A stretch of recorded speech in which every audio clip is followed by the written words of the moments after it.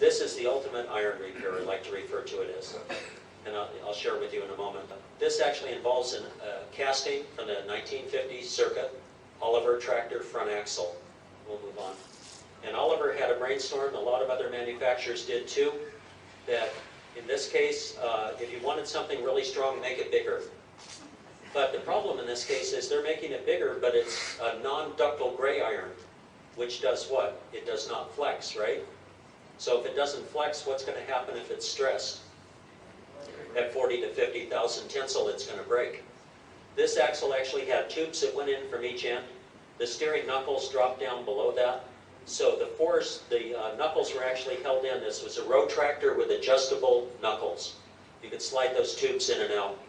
And there were U-bolts that went through from the top side, you'll see that held the tube of the knuckle that came down here, and actually held that in place, and the stress would be on the U-bolt position where it's strapped around the tube. This is just another example of how poor the casting it was. We know it's a casting because it's full of blemishes like this. As the molds get older, you get this kind of casting flaw, issues like that. It's not the best iron material, and certainly was a poor casting. This was the replacement, the solution they came up with after they discarded that massive iron axle. They were able to replace it with this. This held up in service, the iron axle did not. So it tells you something about technology and metallurgy, different types of metal. This is nothing more than, this is a steel tubular system, and it has ductility, so it will move and flex, and it doesn't break in service. This is in-the-day repair on that axle, the cast iron piece. This is bronze. This is actually a brazing technique. And I will comment, in fairness to the person who I'm sure is long expired, this was done professionally, and as gross as it looks, it was done to enable putting this tractor back into service in the field with this axle. This is how thick this was. To give you an indication of how thick is, this flange area is about 1.25 inches, and the thickness of the wall was about 3/4 of an inch. Whoever did this repair in the first place ground this V. This is not me grinding this. They ground this V all the way to the root of the crack and filled the entire thing up with brazing rod. Brazed it, successive brazing layers until they built it up. Now, we want to make this cosmetically right, and we want to make this as stronger than original. So, time not being of any concern to us, I go to work with the grinder and start grinding all the brass out of this. And I literally ground several pounds of brass out of it to break. Okay, in cast iron, when you have a crack, whether it's a Willys block or whatever, when you go to make a repair, you have to drill a hole at the end of the crack. If you do not do that, after you make your weld repair, that crack will continue. So, in this case, there's a hole drilled here and here at the end of the crack, and if you look, I've actually ground down to the original root. The crack went all the way to the bottom. It's an open gap in this area. You can see a remnant of the crack right here. This is actually the original crack, a hairline right there. But it cracked all the way through from the outside of the housing to the root, the base of that. This is how much metal I had to grind out because I had to remove all of the brass. Brass is not a fusion process, it was brazing. I'm going to TIG weld this, so this has to be spotlessly clean. And I have to make sure this is cast iron only. At this point, you're looking at this and saying, oh my gosh, what has he done to this axle? You have a huge gap here. This is a 3/32 electrode. To give you a sense of scale, those of you who are familiar with TIG equipment, this is how deep that weld is. This is the root pass in the weld. The crack is right down here in the base. This will be the first pass through there. This is how wide the material is that I have to weld. And I'll make successive beads from the root pass all the way up and fill this entire gap.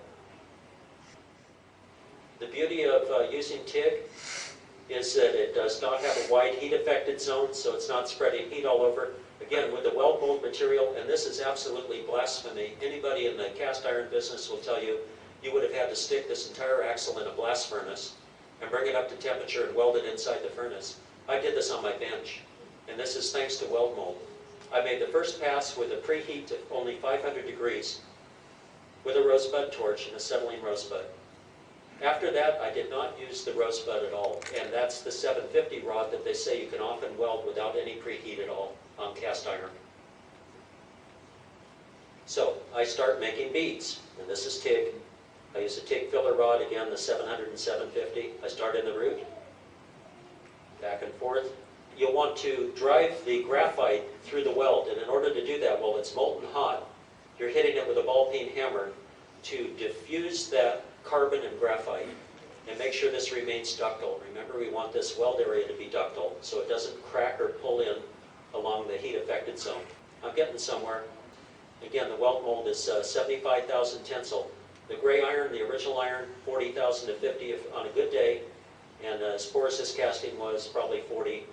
And this is now 75,000 psi in the weld area. This was the weakest point of these axles.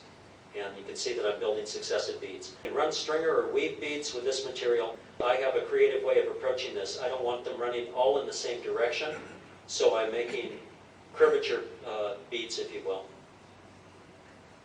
This is the same piece, that huge V. I'm getting closer. Of course, it's broad at the top. It's a day after day thing. Literally, it took me 3 days to do this. This is getting closer to the finished passes. The beauty of TIG welding is you get no undercut on the edges of the weld. That bead stops here, there's no undercutting. And every pass, you notice there's no undercutting, so you get deep penetration, you get a narrow heat affected zone with TIG, so the heat isn't diffusing out the sides excessively. And the beauty of it is, if you overlap it properly, it'll penetrate deeply, and you end up with a quality piece of metal that's like the original, or better in this case, obviously. Okay. This again is a build-up. I want to make it stronger, and I'm going to make it cosmetic. So I actually created beads that went beyond the curvature of the original. Okay. Now, cool down. Cool down is critical with cast iron. You cannot cool it down in the air. As soon as I finished my day's welding, literally day, my 4 or 5 hours under the hood, I would wrap it up in the heat blanket.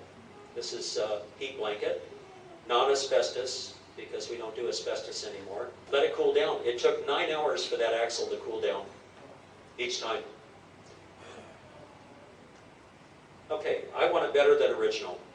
Where did it break? It broke where the U-bolt's attached. This is one of the U-bolt holes here. The other one is up in this area. Just inboard of where the knuckle tubes went in was the weak point. Of course, it broke. There was a step here, an actual step. Where's it going to break? It's going to break right at this step. So this is mild steel strap. The weld mold 750 will actually weld cast iron and mild steel together. So you can see that I've tack welded this, okay? And this is with TIG, and this is cast iron to mild steel with the 750 welding rod. There's a piece that I put in here for reinforcement. There's your bolt hole. Here's the other bolt hole for the U-bolt. And I made a small mild steel plate up in here, and that's welded in place too. Back to the TIG again. There's your process.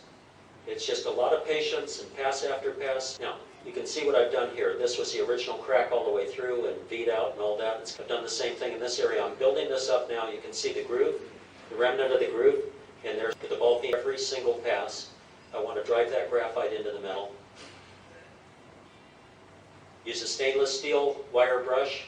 TIG has to be spotless. Any contaminants at all and you'll get inclusions, you'll have problems. This has to be in a clean environment. Again, now I just use a simple grinder, air grinder, and I make sure that it's level between where the tube will go through the original casting and no high spots in here. The welds are penetrating, there's plenty of penetration. It's a very strong piece. Okay, now I've got this built up. You remember it was originally done in brass, and I start hitting it with nothing more than a surface grinder. I'm trying to illustrate that you don't need major tools. You can get by with what's considered somewhat fundamental tools. And I start working that material. Cast iron is not that difficult to grind off. And I start shaping. And you've got to be a sculptor and patient. You work your way through this. You want to get a finish on it? Just a simple 1/4 inch hand drill, 3/8 hand drill, drum sander, and I'm finishing off. I want the cast iron to look identical in all the areas, including where the repair has been made. This is just about roughed in completely. This is that lip. This was a gap, a huge gap before, ground out in a V. I built that entirely up, and I've tried to make it look and you can see I was successful, as much like the adjacent metal, so it looked just like the crude casting that Oliver made in 1950. Getting almost close to done. Okay, this is that 2-part epoxy primer, Omni AU. Comes from PPG. It's catalyzed and mixed with a reducer. That broken area with the first coats of paint, or in this case the primer, and block sanded just lightly. Same broken area that was originally bronze. Okay. This is the finished piece. This is what it looks like with that epoxy primer in place. This is the interior. These are the parts that can't be seen that are reinforced now. I took a reamer and reamed out the holes so they're concentric and they match the original U-bolt holes. And that's the piece. It's done. We go back into service, and this repair section right here is now 75,000 tensile instead of 40 to 50. And it's fusion welded in a way that is crack resistant. There won't be a cracking problem, and it should do the trick. Now, we have to applaud to wake up those who follow us.